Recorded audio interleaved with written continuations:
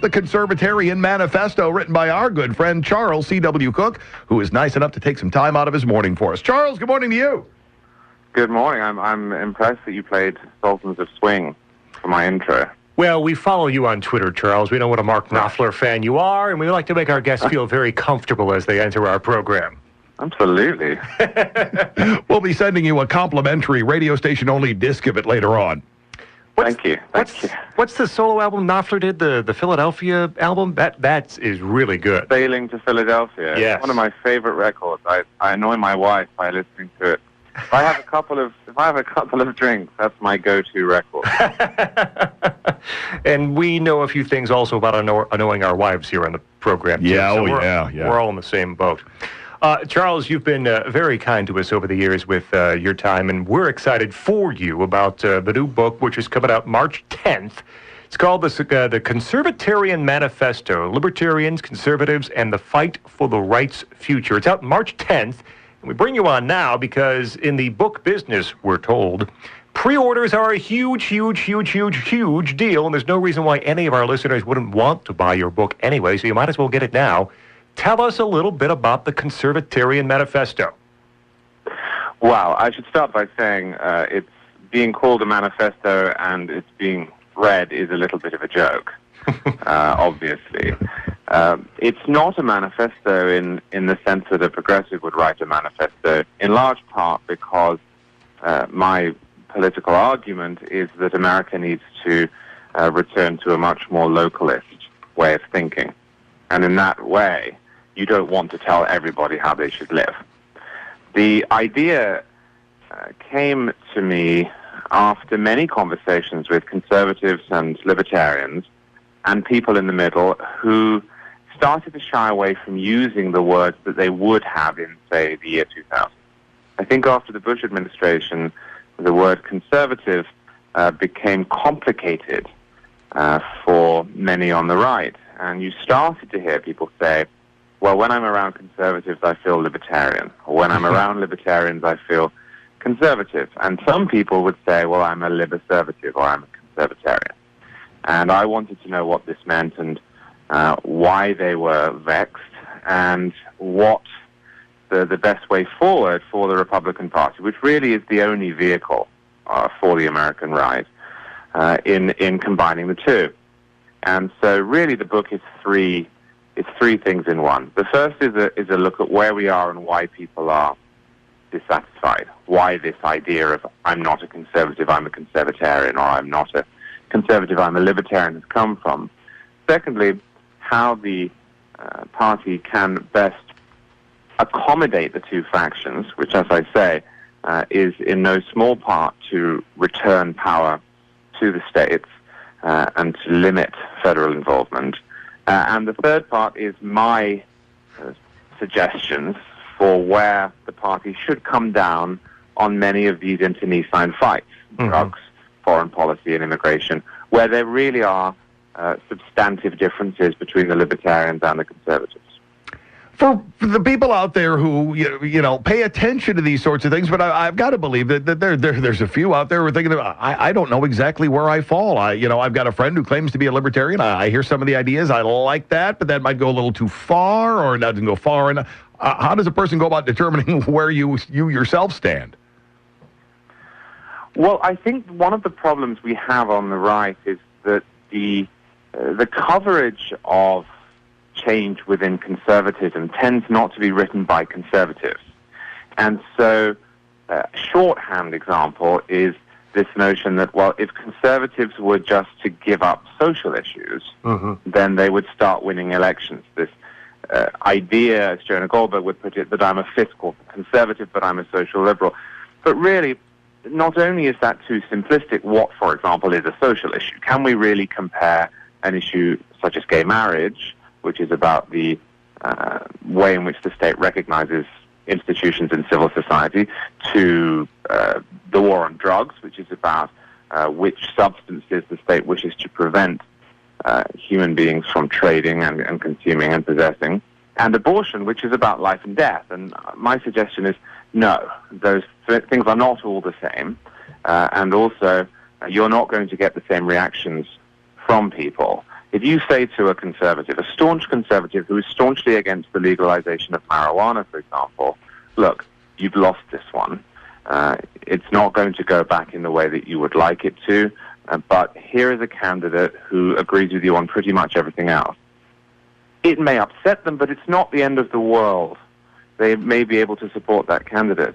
But on a question such as abortion, where it really is life and death, and those who are pro-life do not think you can compromise any more than you'd be able to compromise on the question of, say, genocide, it's not going to be easy for those people to give it up, and I think that's why abortion remains such a key issue. And so what I'm trying to do here is to present the fault lines within conservatism from the perspective of somebody who understands them, and then I offer my own views. Now, I would say I am a conservatarian, of course, in the way that I define it, but we can disagree.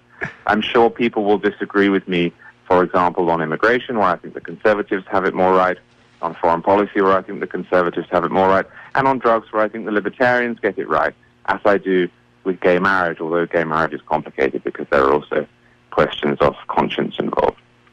Charles C. W. Cooke with us. It's Riley and Scott on WROK. His new book, The Conservatarian Manifesto, on sale March 10th. Pre-order now at your favorite book location. You can also head to his website, conservatarian.com. You get a signed nameplate if you order right now, too. Charles, you mentioned abortion. That's an issue that always pops up when I think about these fights and read and hear debates, too, good debates between libertarians and conservatives. I know some of the guys over at Reason.com and Nick Gillespie is pretty much on the opposite side of what would be considered a pro-life position. And as you mentioned, those are the kind of issues that really fracture the ability sometimes for people who agree on the other 90%, 95% even, to come together on the same page. That is such an issue where some libertarians and some conservatives have just diametrically opposed positions that are difficult to reconcile and are desperately important to them. How do you address that? I think you don't. I think when it comes to the question of abortion, that is a rare example of an issue that cannot be split. The reality for the Republican Party and the conservative movement, however, is twofold. The first is that most people do not care about abortion to the exclusion of everything else. And the second point is that Republicans, conservatives, libertarians within Washington and within National Review and within radio stations such as yours think about politics in far more absolute terms and probably far more consistent terms than the average voter does.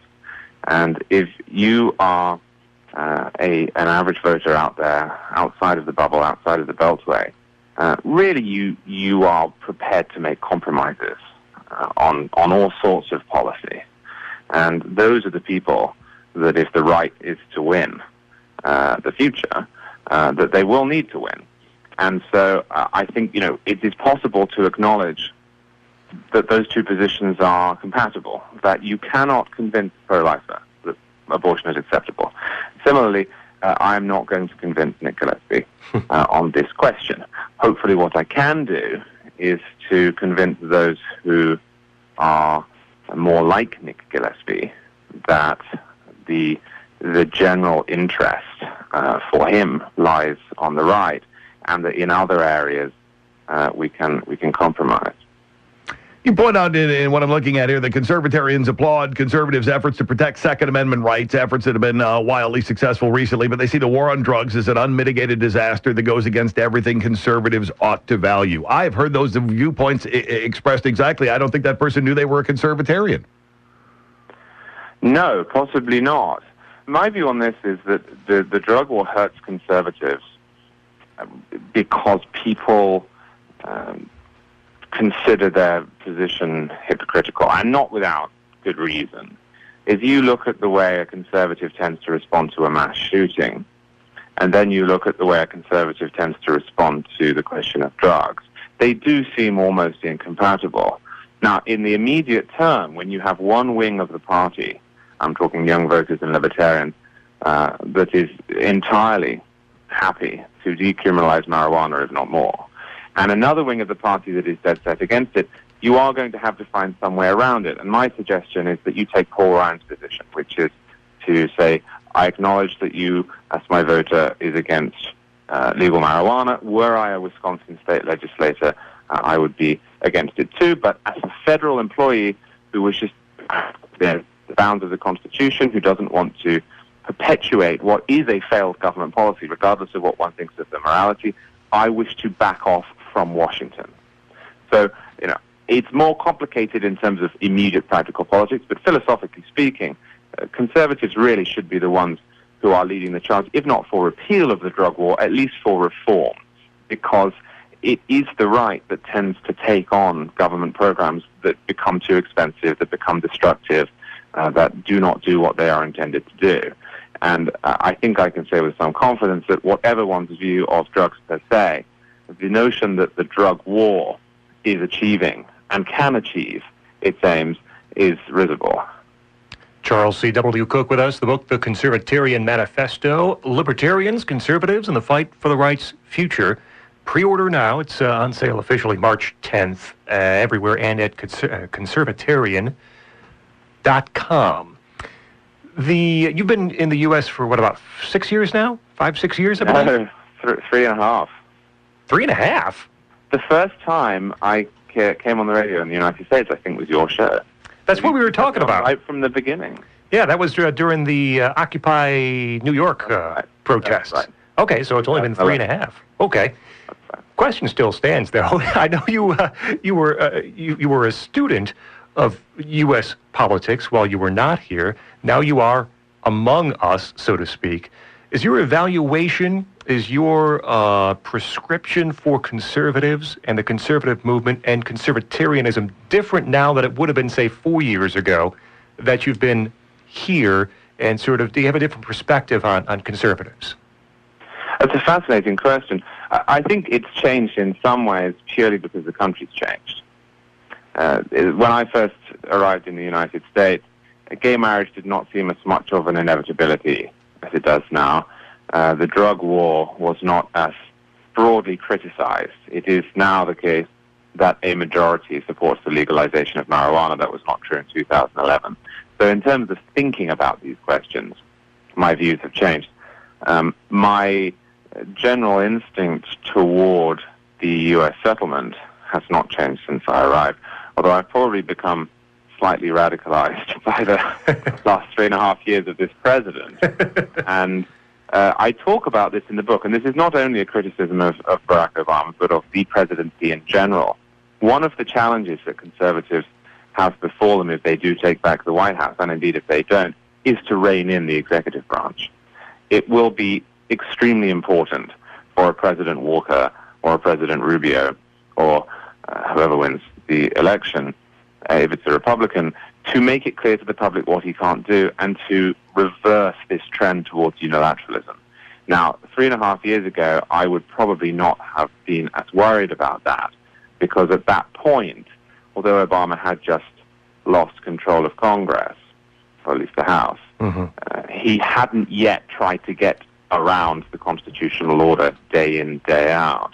But we are reaching the apex of what has been a long climb towards imperialism within the executive branch. And if there's one thing that I am now far, far more worried about and concerned with than I was when I landed, it's that.